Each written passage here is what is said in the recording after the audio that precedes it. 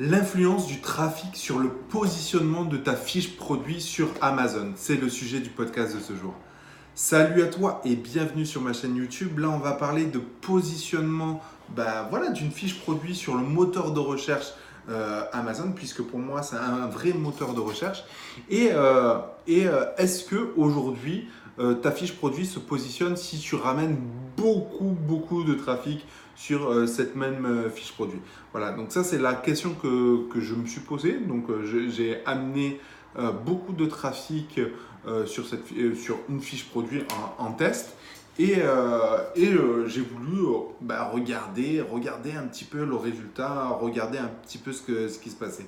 Donc je précise bien, je parle de trafic et je ne parle pas de vente sur une fiche produit. Donc s'il y a des ventes sur une fiche produit, forcément ça a un impact sur l'algorithme Amazon et ça améliore ton positionnement sur Amazon, même si tu n'as pas d'évaluation. Donc ça c'est une chose, mais je voulais savoir si tu ramenais du trafic, est-ce que indirectement ça allait donner des signaux positifs à Amazon pour mettre ta fiche produit en avant, tout simplement.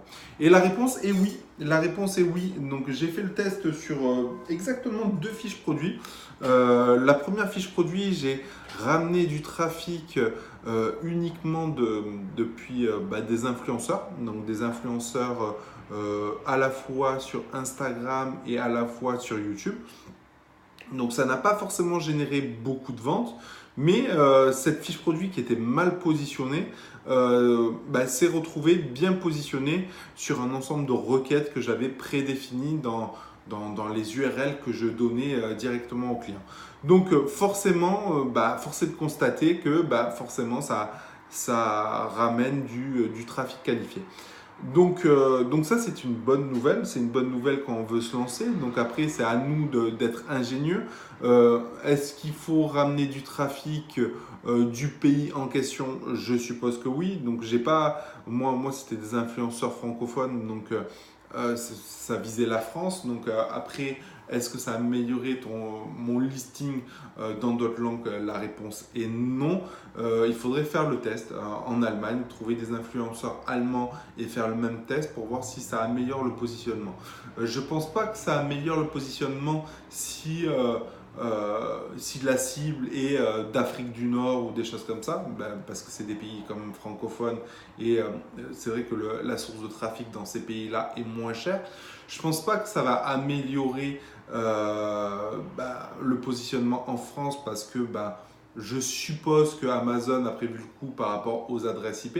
Donc c'est une question, c'est un truc qu'il faudrait tester. Mais en tout cas, un fort trafic, ça marche bien. Donc j'ai dit que j'avais effectué 2 tests. Le premier test, c'était par rapport à à des influenceurs sur YouTube et sur Instagram. Et j'ai effectué un second test avec de la publicité Facebook et une page intermédiaire. Voilà, donc comme vous le savez, ramener directement du trafic de Facebook vers Amazon, c'est possible, mais après tu ne peux pas trop traquer les ventes, tu ne peux pas récupérer forcément du mail. Il faut qu'il y ait quand même une plus-value à tout ça. Et du coup, j'avais créé une page intermédiaire. Et d'ailleurs, je vous en reparlerai. Je ferai peut-être un petit tuto gratuit par rapport à ces pages intermédiaires.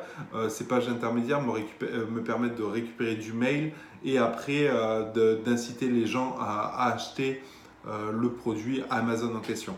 Et du coup, cette stratégie est plutôt pas mal. Je pense que j'en ferai un petit tuto gratos. Voilà, donc l'influence du trafic, oui. Est-ce que moi, c'est vrai qu'avant,